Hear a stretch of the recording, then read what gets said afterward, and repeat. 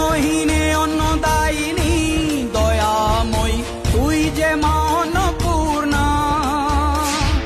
সন্তান স্নেহে তুই মা যেন কল্যাণী সম্পূর্ণা।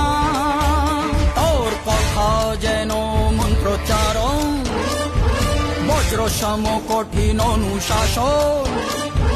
ধৈর্যের সর্বংসহা পৃথিবী, ধর্ম ও ন্যায়ের প্রতিচ্ছবি।